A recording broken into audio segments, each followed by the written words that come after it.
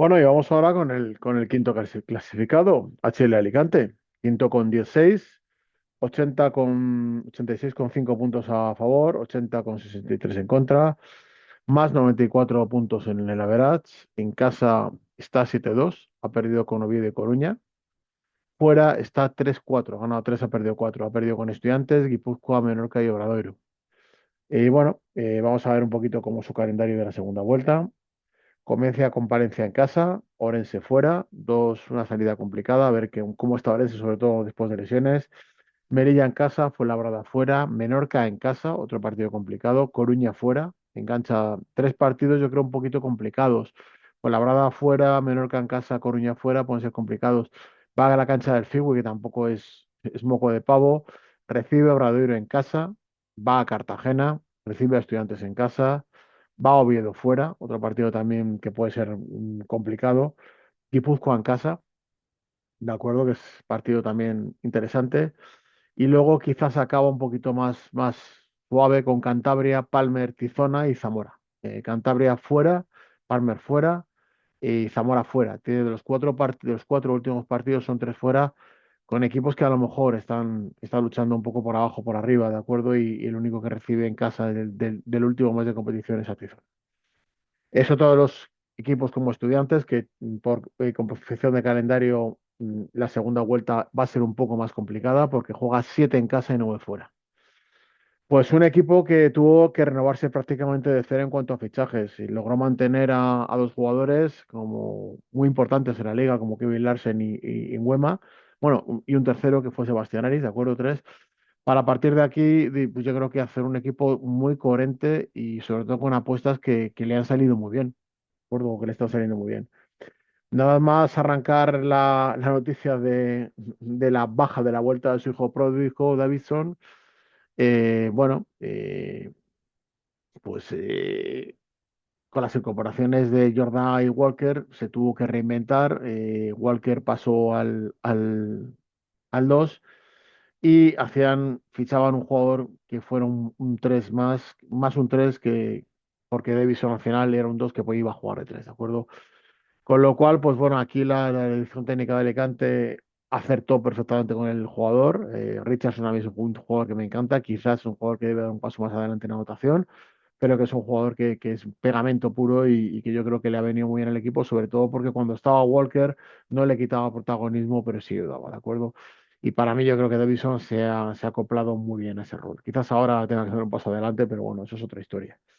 Cuando el equipo estaba rodando a una muy buena velocidad de crucero, con roles definidos, Walker recibe una oferta mareante de China y deja el equipo. Y bueno, una pareja que estaba funcionando de maravilla, Pinipón, Epiblas, Walker Larsen, pues desaparece, ¿de acuerdo? Y bueno, pues Estudiantes ficha en el mercado a un Eddie Polanco que estaba en Almansa tras finalizar la Liga Mexicana.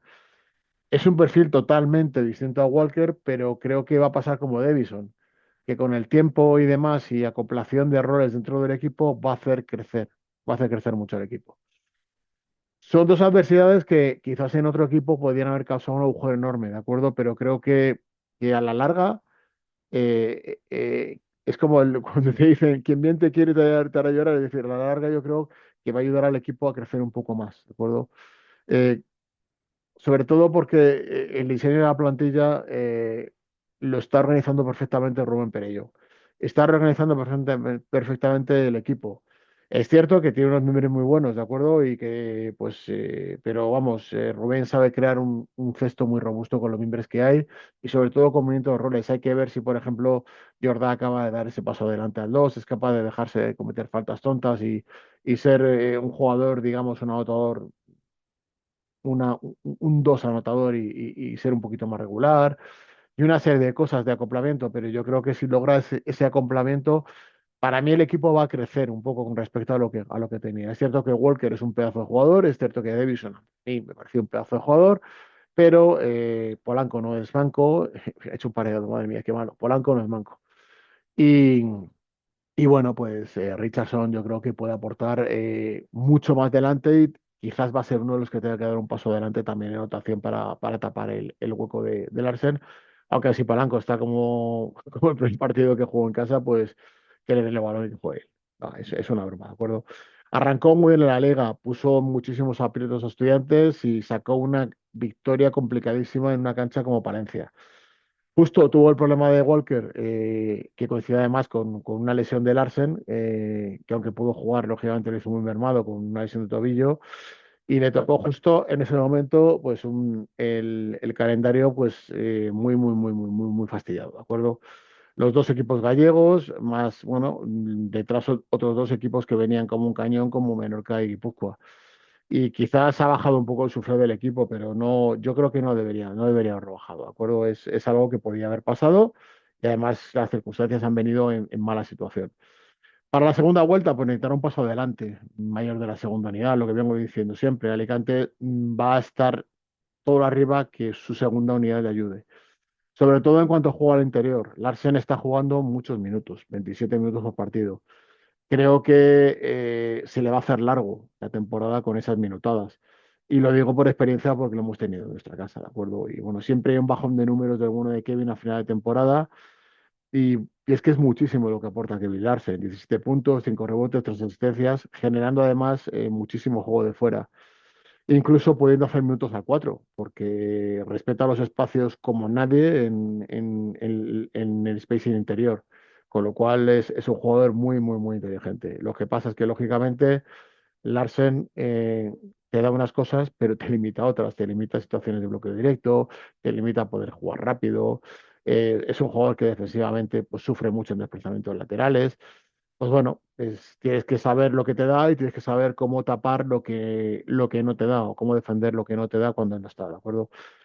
El acoplamiento de un jugador como Eddie Polanco lo doy por hecho, ya no solo porque conoce esta liga y porque además es un jugador de plena confianza de su entrenador, sino porque todas las referencias que tengo de Polanco y sobre todo algunas de Betis de mi amigo Iñaki Martín son excelentes. Bueno, es un jugador que eleva a nivel de entreno, es un jugador que no quiere perder ni las canicas y es un jugador que yo creo que es un jugador veterano y que sabe perfectamente a lo que está jugando y dónde está jugando, ¿de acuerdo?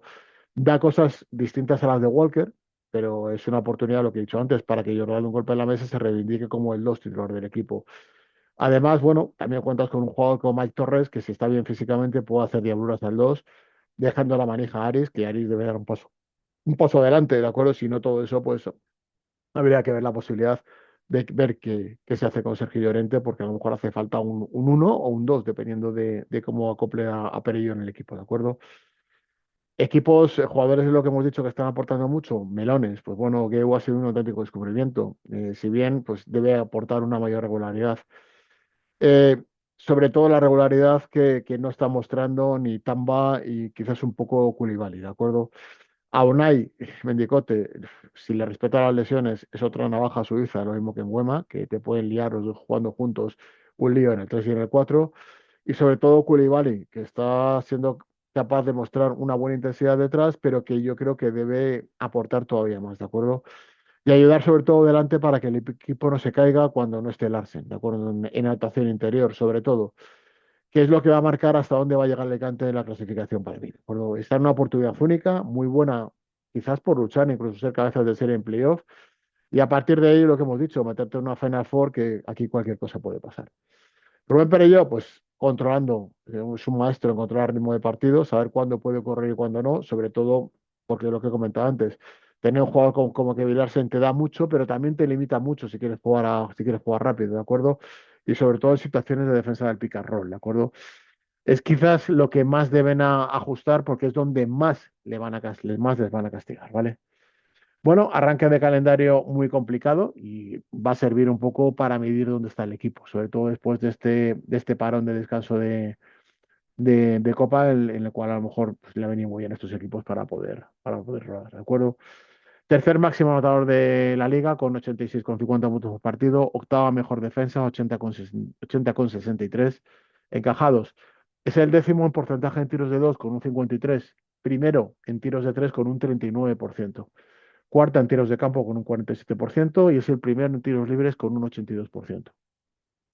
Décimo primero en rebotes totales, octavo en defensivos, 14 en ofensivos, es de los peores equipos en rebote ofensivo con 7,94. Décimo tercero en balones robados, 6,13 y es el sexto que menos balones pierde, que pierde 11,56. Está tercero en valoración con 92,5 por partido, está por encima de Palencia de Estudiantes. Decimotercero en posesiones, lo que hemos dicho antes, sabe cuándo tiene que controlar el ritmo y sobre todo con Larsen, 74,87. Y es el octavo equipo en cuanto a puntos por posesión, con 1,15 puntos por posesión. Bueno, y hasta aquí el pequeño resumencillo de Lucentum Alicante en esta, no, de HL Alicante en esta primera vuelta. Lo de siempre, espero que os haya gustado y bueno, que tengáis un buen miércoles. Hasta luego.